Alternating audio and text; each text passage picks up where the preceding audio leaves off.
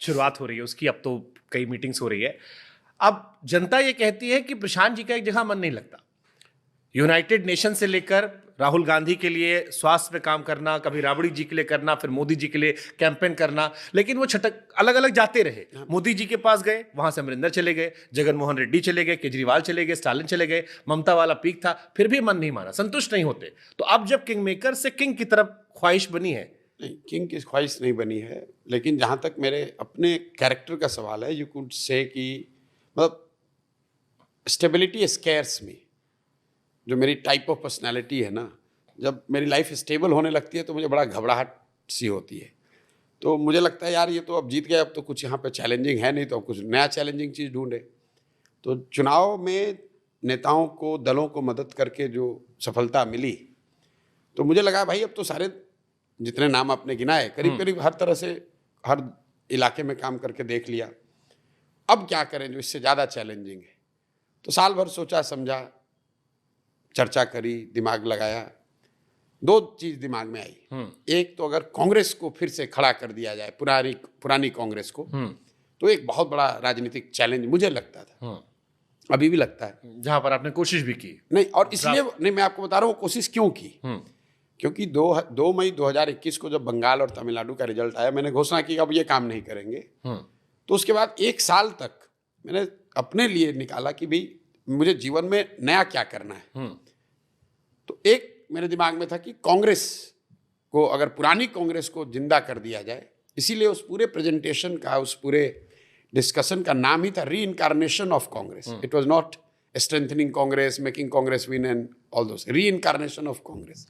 आत्मा बची रहे, शरीर बिल्कुल नया होना चाहिए। वो जब बात कई वजहों से नहीं बनी, कुछ उनकी वजह से, कुछ मेरी वजह से, तो फिर मुझे दूसरा जो विकल्प लगा कि अपने राज्य बिहार चलते हैं और काम वही करें जो मुझे आता है। लेकिन इस बार दल और नेताओं को न सलाह दें, इस बार चल के जनता को सीधे ही सलाह देते हैं। लोगों को लग रहा है कि हम कुछ यहाँ बहुत अलग कर रहे हैं। हम बिल्कुल अलग नहीं कर रहे हैं। जो लोग ये कह रहे हैं भाई तो इनको तो पहले चुनाव का ये रणनीतिकार थे, दलों को, नेताओं को सलाह देते थे तब जीतते थे, इस बार कैसे जीतेंगे, उनको ये समझ में नहीं आ रहा है कि हम काम तो वही कर रहे हैं। पहले मैं दलों को कैसे संगठन बनाना है, संगठन को कैसे मजबूत करना है, ये बताते थे। ये बताते थे कि आपका नारा क्या हो, आपका कार्यक्रम क्या हो, आप कैंडिडेट का सिलेक्शन कैसे करें, आप चुनाव का प्रबंधन प्रचार कैसे करें। मैं वही काम बिहार की जनता के लिए कर रहा हूँ। नेता और दल को छोड़कर मैं गांव गांव जाकर लोगों को बता रहा हूँ कि भाई तुम कह रहे हो कि 30-35 साल से देश के सबसे गरीब और पिछड़े राज्य हो, और सामान्य जनता का आकलन ये है कि कहते हैं हमारे पास विकल्प नहीं है, तो आप विकल्प बनाओ। तो कहता है सर हम बनाएंगे कैसे, हमारी तो राजनीतिक समझ नहीं है, हमारे पास तो संसाधन नहीं है, व्यवस्था नहीं है, चुनाव कैसे लड़ेंगे, ये तो बड़े बड़े दल है, नेता है।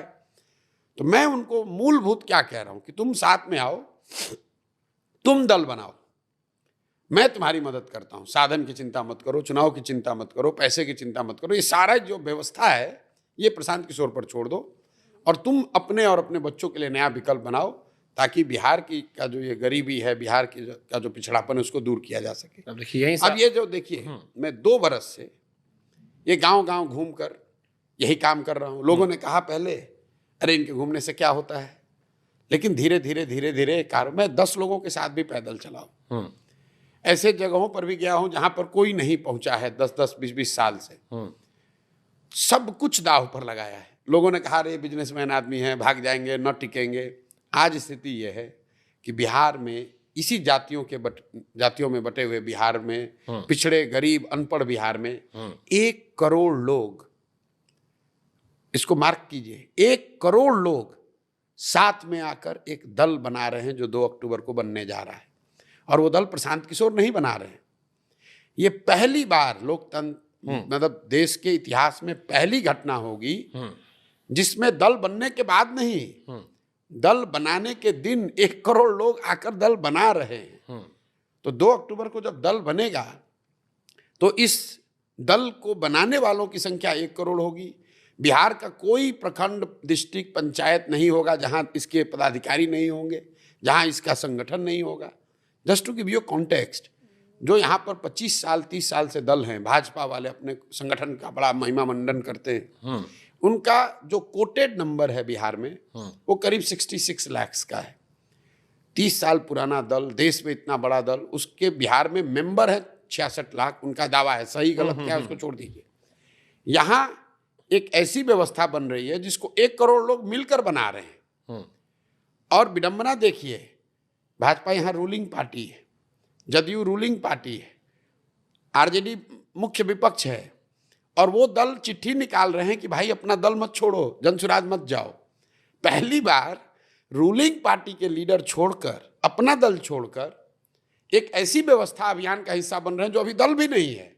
ठीक। तो ये दिखाता है कि नीचे इसका कितना असर है ठीक। और लोग कितना डेस्परेट हैं कि नया विकल्प बनना चाहिए। देखिए, जो बातें आपने कही मैं इसको बिल्कुल इनकार नहीं करूंगा, क्योंकि मेरे अपने पॉडकास्ट में कम से कम 7-8 आदमी आपकी तारीफ कर चुके हैं। बीती शाम मैं कुमार विश्वास के साथ बैठा था, वो भी यही बात कह रहे थे। लेकिन अब मैं कुमार विश्वास की बात से सवाल उठा कहता हूं, उन्होंने भी ये सवाल उठाया, और ये सवाल मेरे जैसे तमाम लोगों के मन में भी आता है कि जो बात आप कह रहे हो, ये सारी बातें हमने 2012 में दिल्ली में देखी थी। ऐसे ही सेम घटनाक्रम हो रहा था। बीजेपी कांग्रेस थी, उसमें एक नई पार्टी का उदय हुआ, आंदोलन से आम आदमी पार्टी थी। अब लोगों के मन में अभी जो सवाल है वो ये है कि क्या प्रशांत किशोर अरविंद केजरीवाल बनने जा रहे हैं? उनकी पार्टी आम आदमी पार्टी जैसे तो नहीं हो जाएगी, क्योंकि जो बातें आप कह रहे हो, जो तो होप आप दे रहे हो, जो तस्वीर आप दिखा रहे हो, यही एग्जैक्टली सारी कहानी 2012 में हमने देखी थी। और अब बड़ा कई बार लोगों को तकलीफ होती है कि कोई जेल जा रहा है, कोई कुछ हो रहा है, कई लोगों के मन में डाउट है। तो आप पर क्यों भरोसा करें? बिल्कुल, आपने कंपैरिजन जो किया है या जो लोग कर रहे हैं, उनको जन स्वराज अभियान की मूल बातों की कोई समझ नहीं है। आपने अपने शब्द में, आपके शब्दों में कहा कि आम आदमी पार्टी आंदोलन से निकली हुई पार्टी। प्रशांत किशोर का आंदोलनों में कोई यकीन नहीं। मेरे आप जितने इंटरव्यू है देख लीजिए, मैं जितने संवाद किया उसमें देख लीजिए, मेरा आंदोलनों में कोई यकीन ही नहीं है। क्यों नहीं है? मानव सभ्यता के इतिहास को अगर आप पढ़ेंगे, सिर्फ बिहार में, देश में, भारत में नहीं, पूरे दुनिया में मानव सभ्यता के इतिहास को अगर आप पढ़ें, तो फ्रांस की क्रांति को अगर हम लोग अपवाद के तौर पर हटा दें, तो आज तक